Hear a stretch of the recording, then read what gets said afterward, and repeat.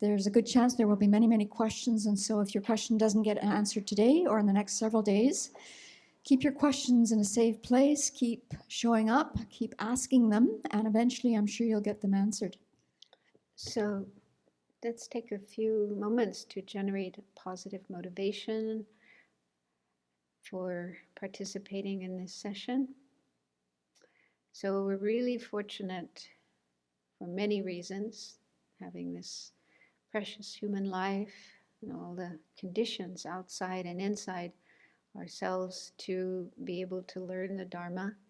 And in particular, now we have the opportunity to learn some very precious teachings. This text of Lama, well, it's Lama Tsongkhapa's commentary to Chandrakirti's supplement to the Middle Way. And in this text, we find that the two main causes of enlightenment, compassion and wisdom, which are compared to the two wings of a bird. Just as a bird needs two wings to get off the ground and soar through the sky, someone who wishes to attain enlightenment, awakening, needs these two wings of compassion and wisdom to be able to get on the path and finally reach enlightenment. So this text has a really, really wonderful, beautiful, detailed explanation of how to develop these two wings.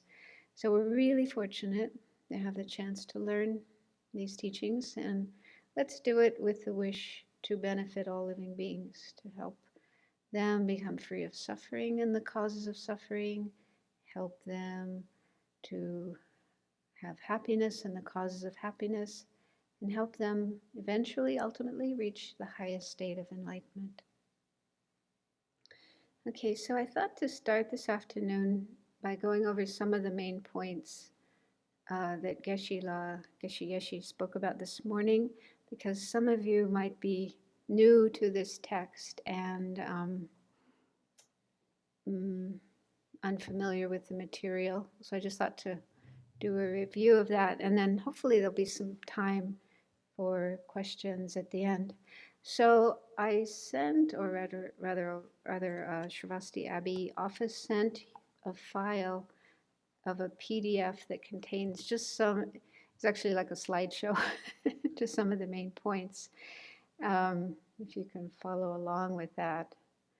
And also to let you know that much of the material, actually all the material, I think, that Geshe spoke about this morning is contained in the latest volume of the Library of Wisdom and Compassion, this series of books Venerable Children has been working on, teachings by His Holiness, together with other material.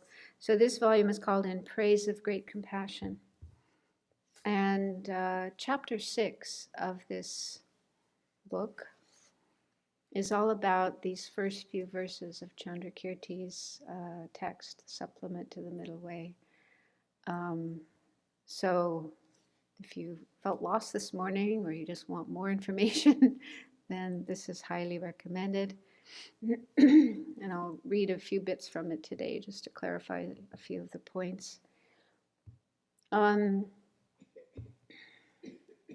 So Geshe began this morning by reading the first couple of verses of the text. So again, what we're looking at, the root text is by Chandrakirti, great Indian master, and the name of that text is Supplement to the Middle Way, or some translators translate it as Entering the Middle Way or Engaging in the Middle Way.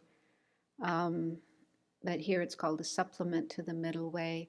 And when it says middle way can mean different things. But here in this context, middle way refers to a text by Nagarjuna, the great Indian philosopher and the founder of the Madhyamika school. He wrote many texts. Probably his most well-known, important text is called The Fundamental Wisdom of the Middle Way. Sometimes it's just called Fundamental Wisdom for short. So in Chandrakirti's text, where it says supplement to the middle way there refers to Nagarjuna's text, Fundamental Wisdom of the Middle Way. So Chandrakirti's text is actually a commentary to Nagarjuna's text, the Fundamental Wisdom of the Middle Way. But it's not a commentary in the way of going word for word through Nagarjuna's text and explaining each and every word. It's more just explaining in general the meaning of that text. And also, Chandrakirti's text has, I think it's 11 chapters. Each chapter, the first 10 chapters correspond to the 10 bhumis, the 10 grounds of a bodhisattva. These are stages of the bodhisattva path, stages that a bodhisattva goes through on their way to enlightenment. So each chapter is about one of those bhumis. And the 11th chapter is about Buddhahood itself. So it's really a wonderful, amazing text. It really explains a great deal about the bodhisattva's path and enlightenment itself, awakening itself. So Geshe started with the first couple of verses, which express praise of great compassion. And hopefully everyone has the text, so you can read those verses yourselves. But in the first 2 verses, basically what Chandrakirti is saying, I'll just rephrase it in simple language. He's saying, hearers and solitary realizers arise from Buddhas. Buddhas are born from bodhisattvas. And bodhisattvas, where do they come from? What are the causes of bodhisattvas? So he mentions 3 causes. These are 3 states of mind, 3 mental states. What are they? Great compassion. Yeah, it's wisdom. It's non-dual awareness. It's called non-dual awareness, but it does refer to wisdom realizing emptiness. And the third, bodhicitta. Okay, so he says those are the 3 causes of bodhisattvas. And out of those 3 causes, compassion is the main one, is the root of the other 2. So there's a lot to be said about that, but I won't go into that. You can read the book. It's explained very beautifully in there how compassion is the cause of the other 2, and how all 3 causes lead to bodhisattvas, and then bodhisattvas lead to Buddhas, and then Buddhas lead to hearer and solitary realizers. So in a sense, then, we could say compassion is the root of all these positive results of the Buddhist path. All of these different beings who can come into existence by following the Buddhist path, and then they do so much good for the world.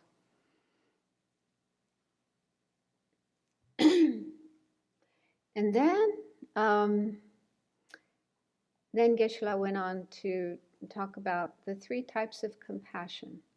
And these are mentioned in verses 3 and 4 of Chandrakirti's text. So I thought to just go through these 3 types of compassion. And if any of you here have a question that you want to ask as I'm going along, you can raise your hand. So in the PDF that I sent you, there's a file that has the 3 types of compassion. So the 3 are called compassion observing mere sentient beings.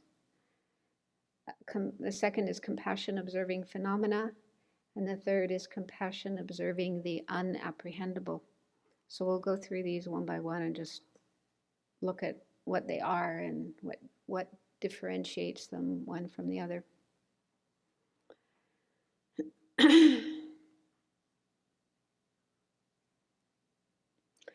The next page of the PDF says, the entity of all 3 types of compassion. So there are similarities between all the three kinds of compassion. One is in terms of what's called the object of observation. This is the object that is being observed or being referred to. Okay, mind, any state of mind always has an object, and it could actually have several objects. So in the case of compassion, compassion observes or refers to or relates to sentient beings. That's the object of observation.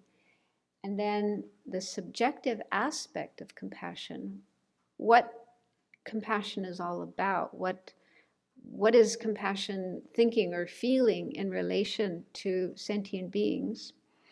So it's wishing sentient beings to be free of suffering. So it's total opposite of hatred, harmfulness, jealousy, these kind of negative attitudes that can arise in our mind towards other sentient beings. So it's free of all of those kind of things. And instead, it's focusing on sentient beings and understanding that they suffer, that they have suffering, and feeling the wish for them to be free of suffering. Okay, so that's the one thing that all three types of compassion have in common. But then, especially the second two types of compassion have kind of special qualities that we will look at as we go along. So the first type of compassion, this is probably the one we have in our minds when we have compassion, and it's called compassion observing mere sentient beings. And I put the mere in brackets because it's not always specifically mentioned. Sometimes it's there, sometimes it's not. But yeah, so the term for this type of compassion is this. And the verse in Chandrakirti's text says, "Homage to that compassion for migrators who are powerless like a bucket traveling in a well, through initially adhering to a self, an I, and then generating attachment for things. This is mine."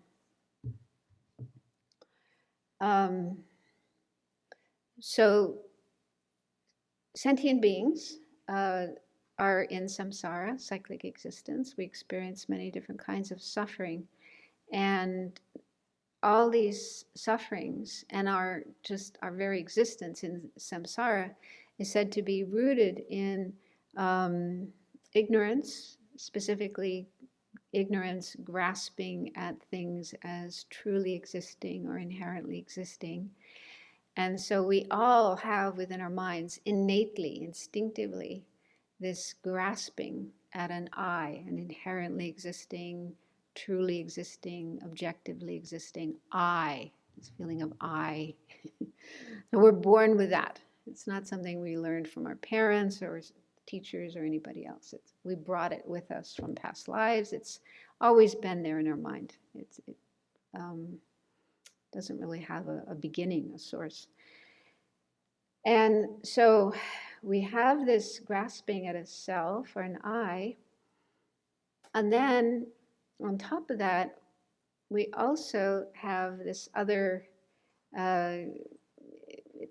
state of mind. It's similar.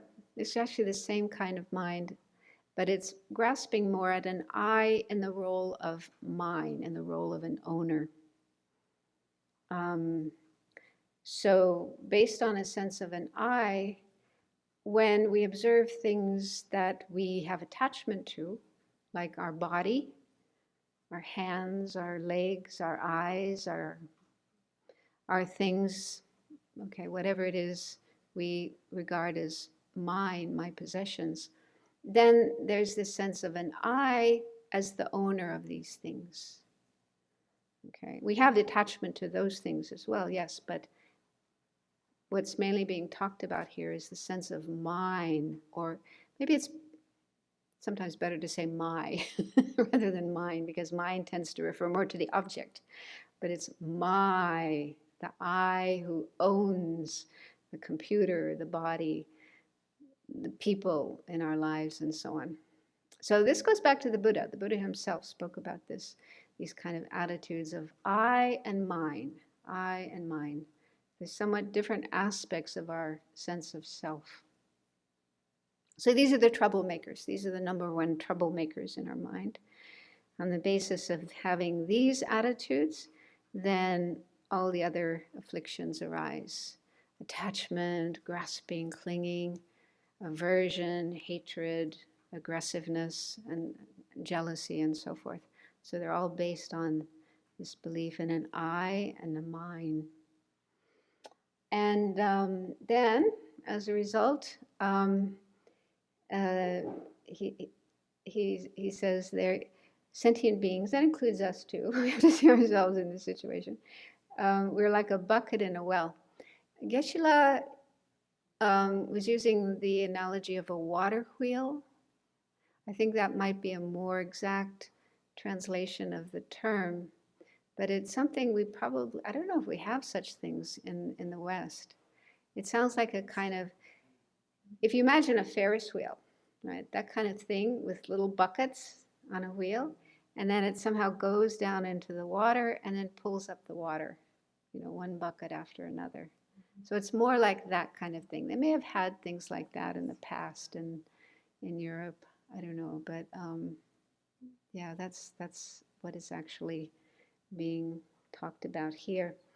And so the next slide, or the next page of the PDF, mentions the 6 ways that sentient beings are like a bucket in a well. I won't spend a lot of time on this because you've probably heard it before.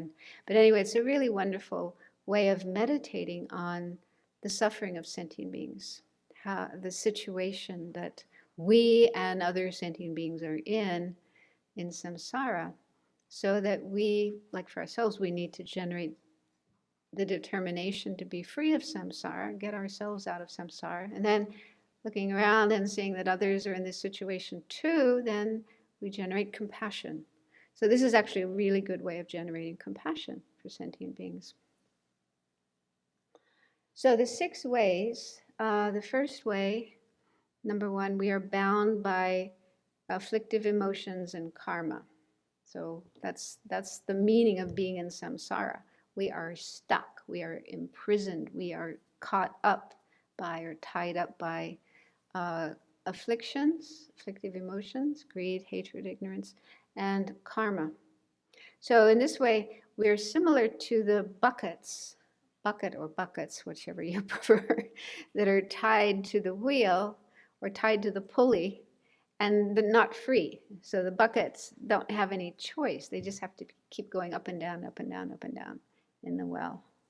So in the same way, we are tied by afflictions and karma to samsara, the wheel of samsara. We're not free. We can't just go off and, free ourselves from this situation. And then number 2, it says we are controlled by a mind that is afflicted with delusions or afflictive emotions. So we are under the control of our mind. As Geshe said, our mind controls us, but we don't control our mind. So you can check if that's true or not.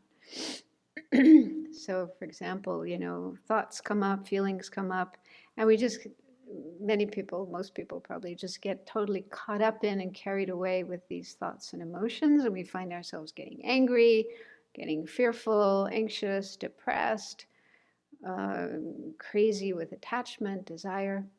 So these emotions, these afflictive emotions come up in our mind and can pretty much take over us and rule our lives, and then impel us to do actions that are not wise and skillful and just get us into more trouble. So, so again, in the case of this water wheel or bucket in the well, it's under the control of whoever it is that's operating the system. Somebody who throws the bucket in and then pulls it up, or the water wheel, there's somebody who's turning it. So the bucket is under the control of that person. In the same way, we are under the control of our mind. And it's not a pure mind, an enlightened mind, it's a deluded mind. And then number 3, we go up and down in samsara. So just like the bucket just keeps going up and down in the well, we go up and down in samsara. Sometimes we are up, sometimes we are in good states of being, good realms like human or deva, but other times we are down in the unfortunate realms as an animal or a hungry ghost or in hell. So it's said that life after life, we just keep going up and down and around in samsara. We're never in the same place, in the same realm. And number 4, so here I think it's the analogy of just the bucket in the well is maybe more appropriate, because when you put the bucket in the well, it goes down very quickly and easily. It's just, force of gravity, and it's empty, so it just goes boom all the way down. But then once it's full of water, it takes a lot of work, a lot of effort to pull it back up again. You have to really work hard to get the bucket up again. So in a similar way, we easily fall to unfortunate realms of existence. It's so easy to create bad karma, to get caught up in afflictions, and then end up, falling into these unfortunate realms. That's so easy, effortless. But to create virtue, good karma, and take rebirth in fortunate realms is very hard. It takes a huge amount of effort. So this is another fact of our situation in samsara. And then number 5 is,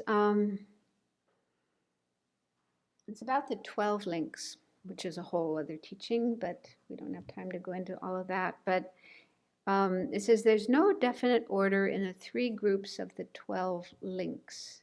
So here, actually, I think Geshe La's analogy of the water wheel works better, because I guess he said, like, if there's 12 buckets on the wheel, they just keep going around. And I think of the Ferris wheel, And when you have a Ferris wheel, it's really hard to say which is the first bucket, which is the first chair on the Ferris wheel, if they're just going around and around and around.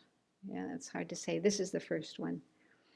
So in a similar way, the 12 links, our existence in samsara is totally caught up in these 12 links, starting with ignorance, motivating us to do actions, second link, and then a seed or imprint is left on the mind, and then that is carried into the future, and then that becomes the cause of a new life and all the experiences in that life and so on, and eventually old age and death. So we just keep going through these 12 links again and again. And it isn't a linear thing. It isn't like 1, 2, 3, 4, and so on into 12. But while we're in the middle of experiencing the results of one set of 12 links that was started by one karmic action, we are creating new ones. We are creating new sets of 12 links. And then those will ripen in the future into new rebirths. So it's just like continuous, uninterrupted situation of being involved in these 12 links, stuck with these 12 links and creating more all the time. And there's no definite order in them, in the sense that it's really hard to say the starting point. Where does it all start? It's a bit like the chicken and the egg, Because even if we start with link number 1, ignorance, okay, but where did ignorance come from? It came from past experiences of ignorance and so on. So there's kind of no beginning to it and no definite order to it. So to really understand that, it's good to really look at the 12 links. And those are well explained in volume 3 of the Library of Wisdom and Compassion. That's going to come up in December. We'll start looking at that book. So that's a very powerful teaching, the 12 links. And then 6, we are constantly battered by different types of suffering. So again, it's helpful to think of the bucket, the one bucket that's falling down in the well, and as it's falling down, it kind of bangs against the side of the well, which is usually made of stones or bricks, something hard material. So this poor bucket just gets banged around as it's going down, and then maybe while it's coming up, it also gets banged around on the side of the well. So in a similar way, we sentient beings in samsara are constantly getting banged and battered by all the problems of samsara. I mean, samsara is just horrible.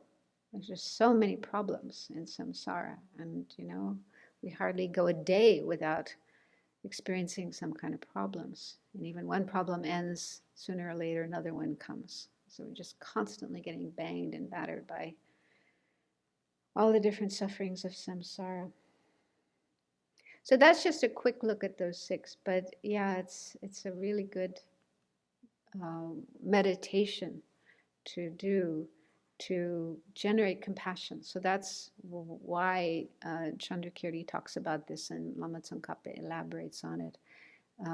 How to generate this precious mind of compassion, great compassion, which then, is the root cause of the other causes, the wisdom and the bodhicitta, and then becoming a bodhisattva, and then bodhisattva becomes a Buddha, and then the Buddha teaches, and then followers of the Buddha come into existence, the hearers and solitary realizers, and more bodhisattvas, and then more Buddhas. It all starts with compassion. Okay, so this first type of compassion then is compassion that observes sentient beings and sees how they are suffering. For example, we can think of the 3 types of suffering: the suffering of suffering, sickness, aging, death, pain, physical pain, mental pain, and so on. So obvious forms of suffering. And then the suffering of change, pleasant experiences that look good, but are not really pleasant, or not real happiness, because they don't last. They sort of dump us and don't lead to long-term peace and happiness and satisfaction. They just dump us, and there we are back where we started with the same problems we had before. So all samsaric happiness is like that. It may last a few moments, it may last many eons, but eventually it comes to an end, and we're still in samsara. So it's not genuine happiness. And then the third type of suffering, pervasive compounded suffering, is just our being in samsara, just our being a samsaric sentient being with these aggregates of body and mind under the control of afflictive emotions and karma. So just this very situation, that itself is suffering, unsatisfactory, something we need to be free of. So, very important to contemplate all the different kinds of sufferings so that we generate compassion for ourselves and for others. So that's the first type of compassion. It's just observing sentient beings, seeing how we suffer, wishing that we be free of suffering, wishing, not just wishing in the sense of how nice that would be, but great compassion, which is what's being talked about here, is taking a responsibility, is saying, I'm going to do it. I am going to do whatever has to be done in order to eliminate the suffering of sentient beings. So it's wishing to actually protect sentient beings from their suffering. So that's the first type of compassion. The second is called compassion observing phenomena. So that's on the next slide, the next page. So this is compassion that is preceded by and supported by the realization of impermanence. Okay, so this kind of compassion would only exist in the mind of somebody who has realized impermanence, subtle impermanence.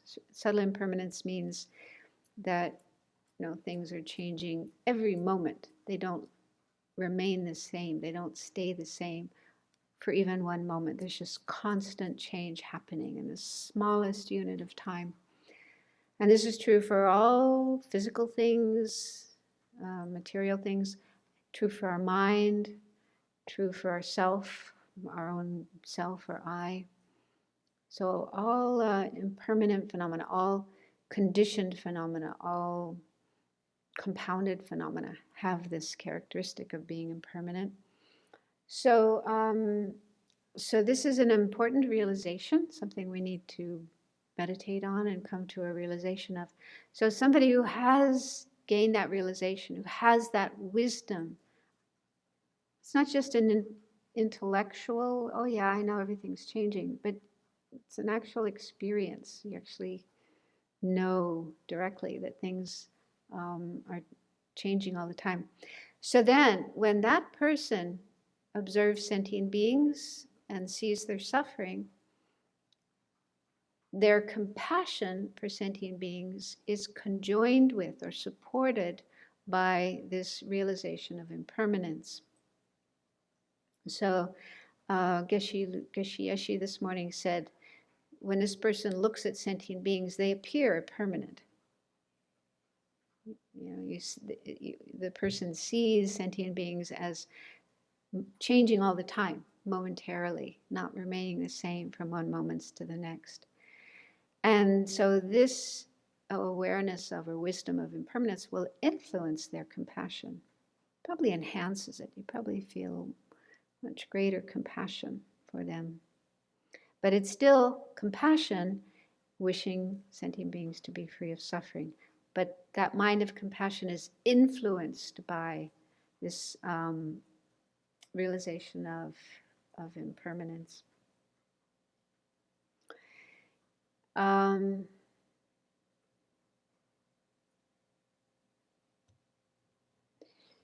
So there's this term Geshe-la was using, I think, conjoined, explicitly conjoined, directly. Yeah, I think explicitly and directly, it's probably a translation of the same term. But just to explain from His Holiness,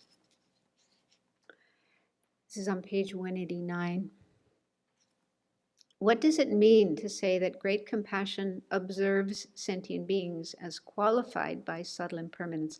So that's another way they talk about it. Seeing sentient beings qualified by subtle impermanence. Sentient beings have had the quality of subtle impermanence since beginningless time. So this quality is not being made up or projected on them. It's not something new. It's already there. Sentient beings appear impermanent, and the mind apprehends them as impermanent. So this is talking about the wisdom. When you have the wisdom realizing impermanence, you look at sentient beings and they appear impermanent, and you realize they are impermanent. And then that wisdom supports or accompanies or is conjoined with compassion. So the wisdom that has previously apprehended the momentary impermanence of sentient beings accompanies great compassion. Here, accompanying means that the wisdom apprehending the impermanence of sentient beings influences the present consciousness of great compassion that has the intense wish to protect sentient beings from all samsaric dukkha.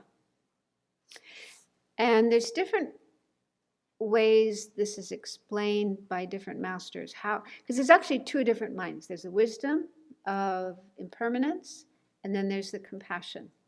So how do those two different minds function in relation to each other? So some say that both of these two minds, the wisdom of impermanence and the mind of great compassion, they are both manifest simultaneously in a bodhisattva's continuum. So both of those two minds are present at the same time in a manifest way. I don't know how to explain manifest, but they're both on the surface, maybe we could say. This is how some explain it. So the bodhisattva now apprehends sentient beings with a compassion that intensely wishes to deliver them from all samsaric dukkha, and a wisdom that knows them to be impermanent. So both of those minds are on the surface, operating simultaneously.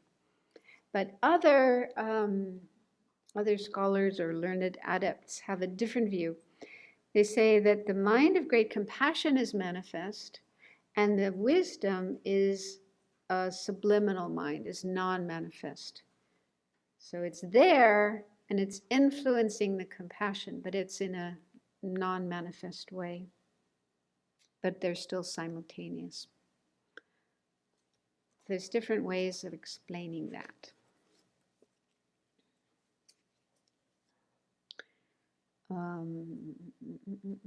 Something else I was going to say. Oh yeah, Geshe mentioned something about a parent grieving. Yeah, he just mentioned that, but he didn't explain it. But I think the way it's explained is, if you're a parent and your child has died, your mind would be overwhelmed by grief, right? Probably for a long time. And even when you're doing other things, you might be working or talking on the phone or going to the supermarket or whatever, you're kind of focusing on other things, but that grief, the loss of your child, is there in your mind influencing you. Yeah? So that's an analogy of how these two minds work. You know, one is compassion, focusing on sentient beings, seeing their suffering, wishing them to be free of suffering. And this other mind, that wisdom, understanding impermanence, is there influencing it. Is that? So we probably all had experiences like that where we might be worried about something or upset about something or sad about something, and it kind of colors our whole mind and everything else we are doing and thinking and feeling. Then, okay, so after realizing impermanence, or actually simultaneous, it says, Lama Tsongkhapa says, as soon as you realize subtle impermanence, you also realize that sentient beings do not have a permanent, unitary, independent self. That's the kind of self that non-Buddhists believe in, the kind of Atman. And some of us may too, if we were brought up as a Christian or some other religion that teaches us that we have a permanent soul. So once you realize sentient beings are impermanent, then the idea of there being a permanent, unitary, independent self or person or sentient being just goes away, gets overcome, eliminated. And you realize that a sentient being is just imputed to this body and mind, collection of aggregates, rather than there being some kind of permanent, unitary, independent being just imputed onto the aggregates. Then later, a person will realize that sentient beings are empty of a substantially existent self. I think Geshe was using some term, non-self. Yeah. So that's another wrong idea about self, believing there's a self-sufficient, substantially existent self. This is a kind of sense of self. It's said to be innate. Everybody has it. It's an innate misconception, but it's the one that seems like a boss or a controller. Like somewhere inside of us, there's an I that is in charge and making all the decisions and running the organization of our body and mind, of our aggregates. A CEO or a boss or a king or a president or whatever. So that sense of an I. So you eventually, on the basis of realizing subtle impermanence, and you also come to realize there is no self that is, that kind of self. somewhat separate from the aggregates and controlling them, ruling them, directing them. So this is a later realization. I think, I forget what Geshe said this morning, but it's a sort of gradual process. You build on starting with subtle impermanence, and then no permanent self, and then no substantial self. And then those wisdoms, having those realizations, will influence or support the compassion that looks at sentient beings.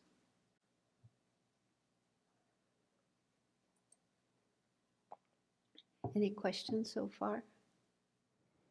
I'm just wondering why it wouldn't be that the second compassion observing phenomena would just be the sentient beings qualified by the realization of subtle impermanence.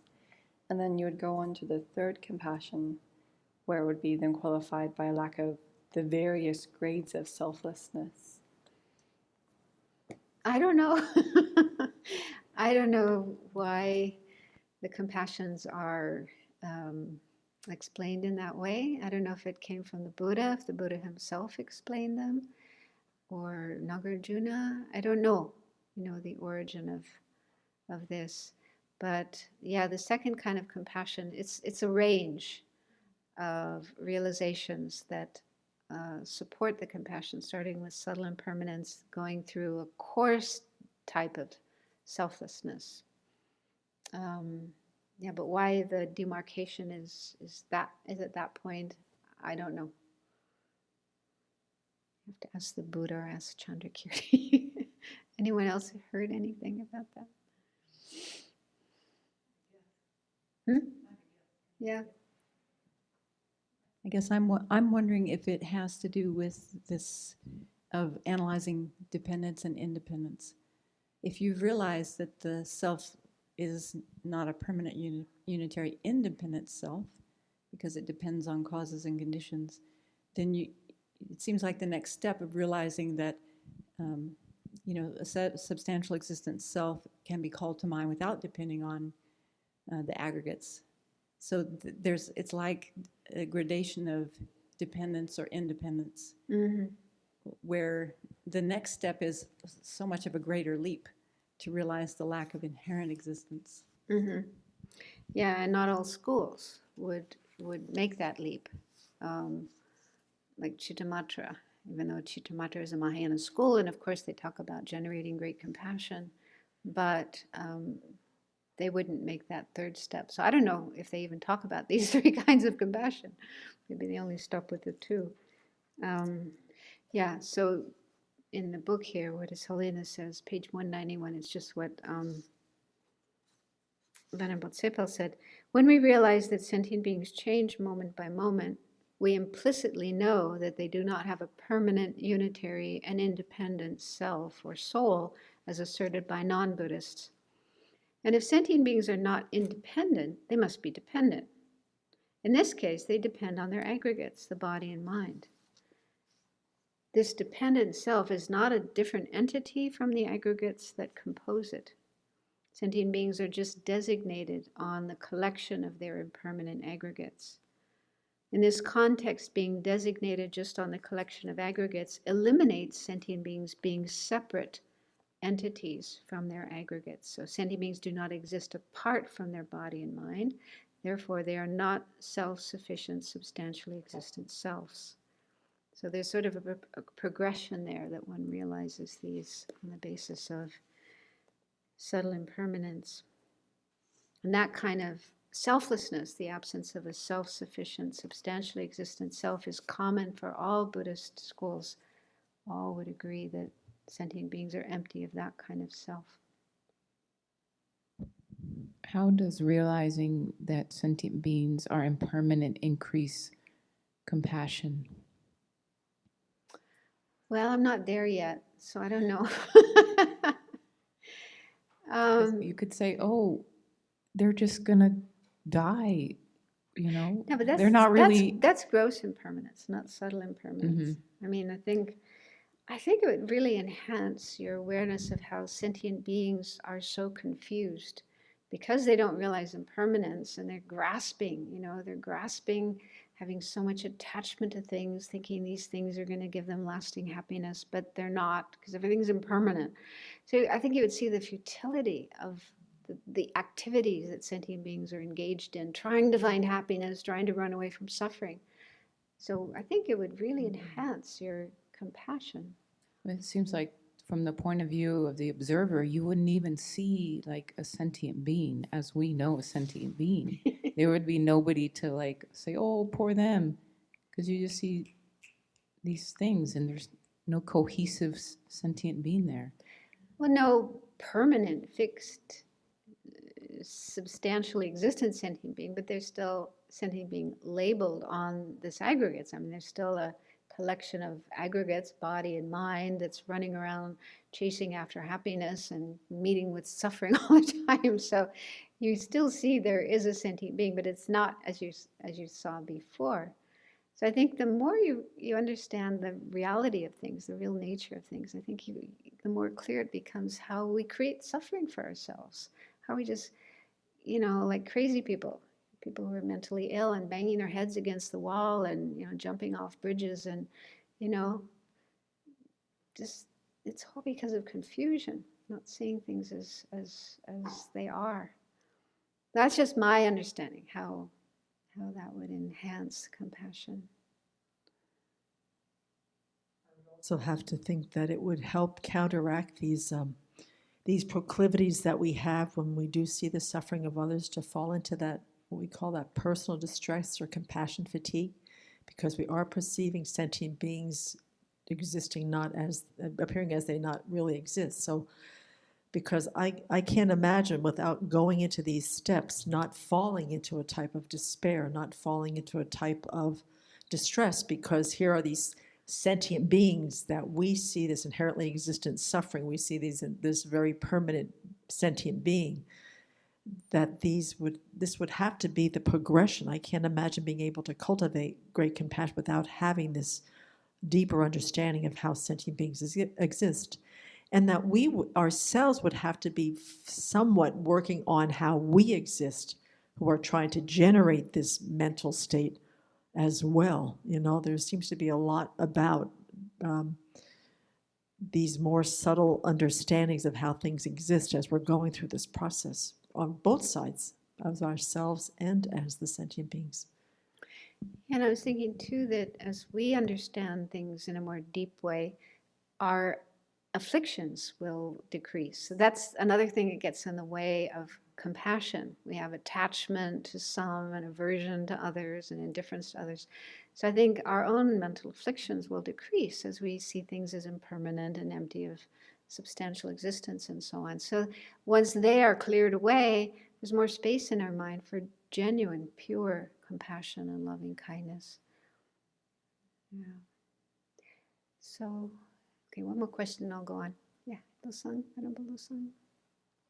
So I thought that great compassion was considered great compassion because it includes all sentient beings, but you seem to be including what I thought was called the great resolve in that. Does that have to be included, that resolve to remove their suffering in order for it to be great compassion?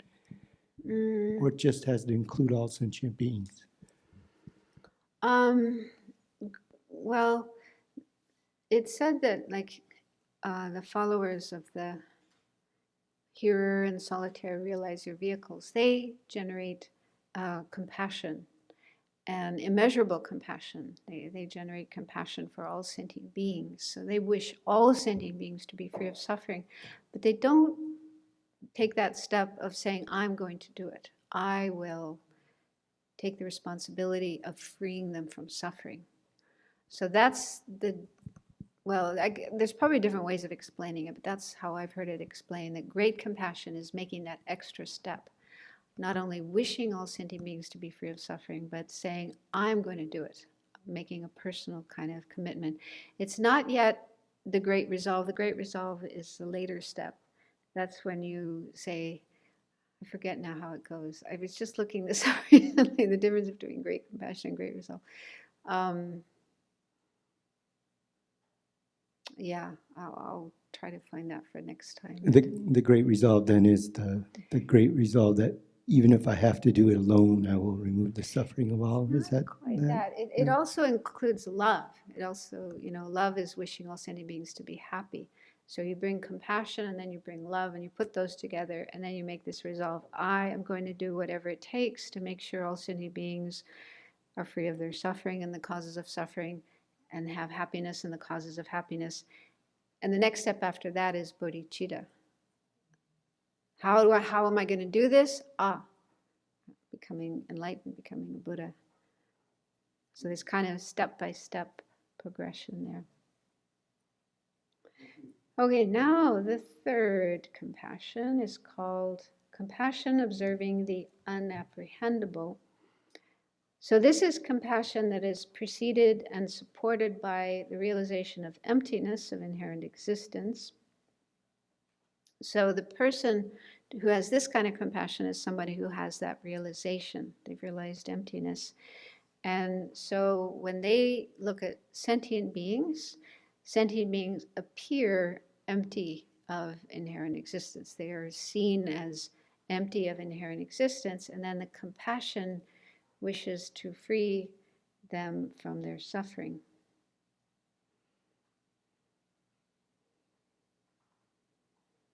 And this term unapprehendable, sometimes it's also translated as unobservable, or different ways of translating it. Objectless. Yeah, the prayer to Lama Tsongkhapa, if you know it in Tibetan, Mik Me Tsewe Terchen Chemrezik. So that first line, Mik Me Tsewe, that's referring to this kind of compassion. Mik Me, without object or without, I don't know, different ways of translating. So the meaning of unapprehendable means the sentient beings are not apprehendable as truly existent or inherently existing. So the person who has this compassion sees sentient beings as empty of inherent existence. There's no inherently existing or truly existing sentient being there. And yet, there is a conventionally existing, a merely labeled sentient being who's suffering and deserves compassion. So that's kind of as far as Geshe-la got today, I think, right? And then there's this whole analogy, this lovely analogy in Chandrakirti's text about, it says right here, homage to that compassion for migrators seen as evanescent and empty of inherent existence, like a moon in rippling water.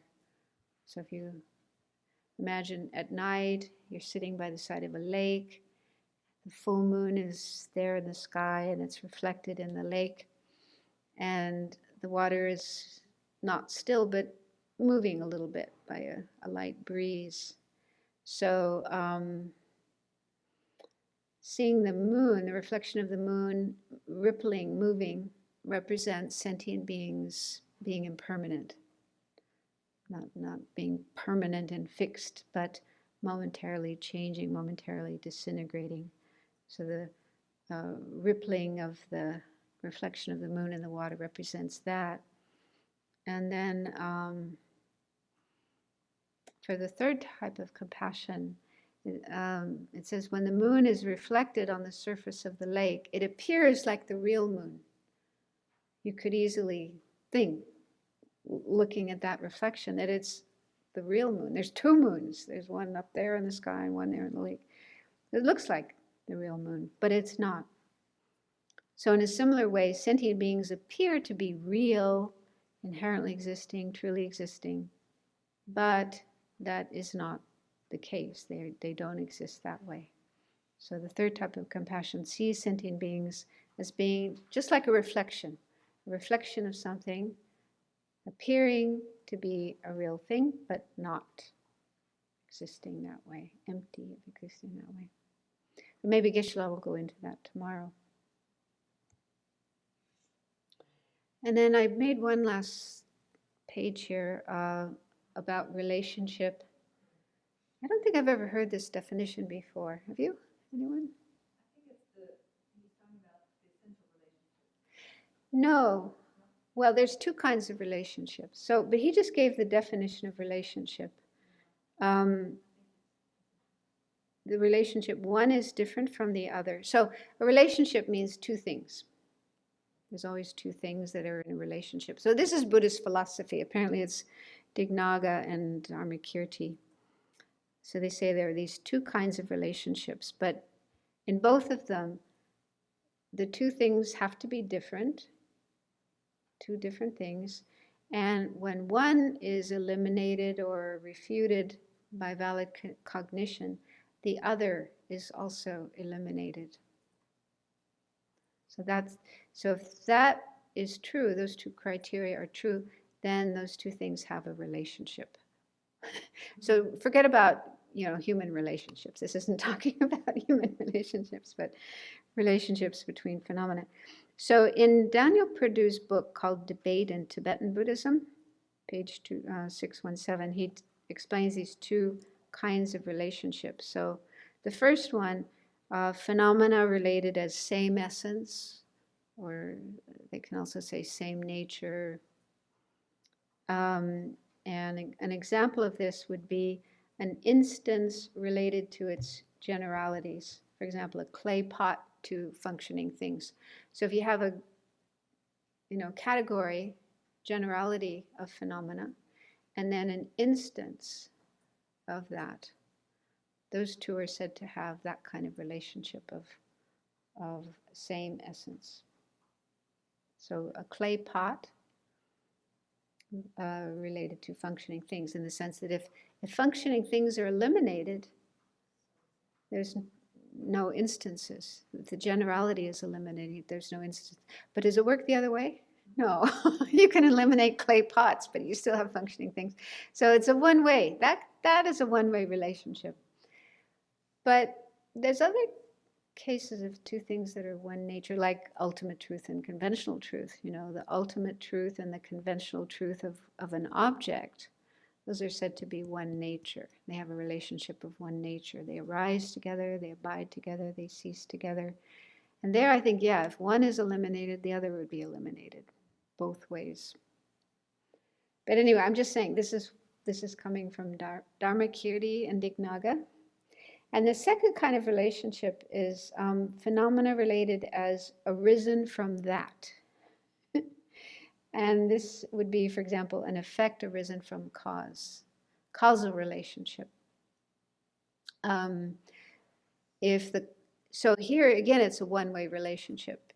If you eliminate the cause, the result will be eliminated. If you destroy the cause, the effect will not be able to arise. Although that's kind of funny too, because the cause has to go out of existence for the effect to arise. But maybe it means before the effect arises. If the cause is destroyed or something, the effect will not be able to come into existence.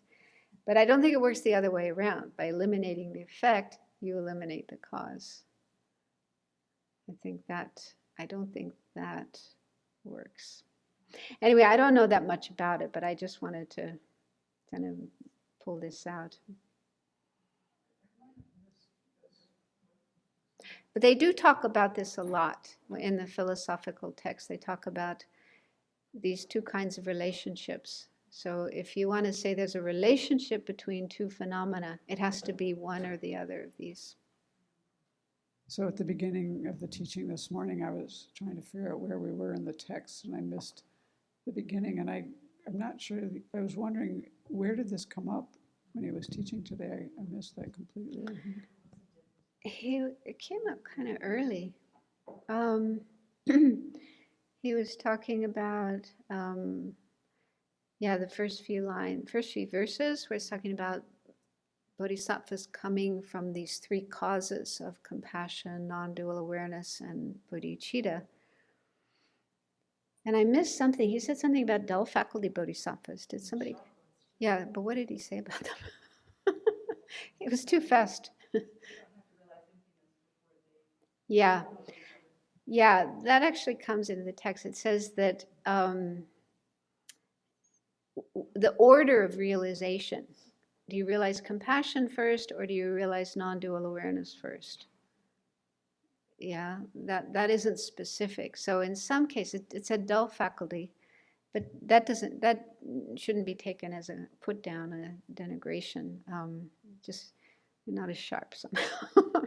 Anyway, some bodhisattvas generate compassion first and then generate the non-dual wisdom, non-dual awareness. But sharp faculty bodhisattvas are said to first generate the wisdom, non-dual awareness, and then compassion. So we kind of got cut off before he finished answering that question, but it was something about bodhisattvas in general are not related to the view of emptiness. And I think what he was saying was it's because you can eliminate one and still have the other. If they had a relationship, if you eliminated one, the other would have to be eliminated as well. But that's not the case, I think. Did you have something else? I understood it came up in the context of talking about great compassion as the cause of the other two causes of a bodhisattva. And that's when he brought up the idea of them being related. There's a relationship between great compassion and the other two. If you eliminate great compassion, you will not have the other two. Mm-hmm. But there is also in Lama Tsongkhapa's Illumination, there's a debate that comes up. Somebody asks a question. It's a little bit complicated, and I can't remember how it goes, but it's got something to do with that. Yeah, he mentions one question comes up. If somebody first generates bodhicitta, and becomes a bodhisattva, then trains in the 6 perfections, and only when practicing the 6th perfection, the perfection of wisdom, do they gain the wisdom free from the 2 extremes. So how can non-dual understanding be a cause for a bodhisattva when it is developed after one is already a bodhisattva? I don't think that's the question, but that is one debate that comes up.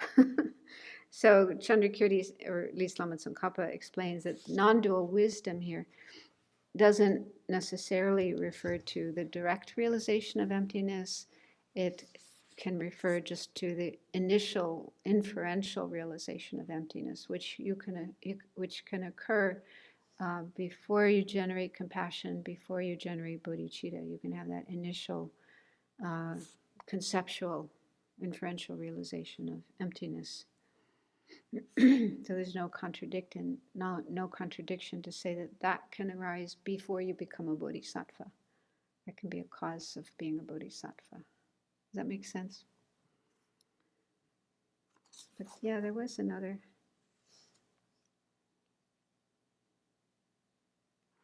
Anyway, we've run out of time. We've gone over time, in fact. So.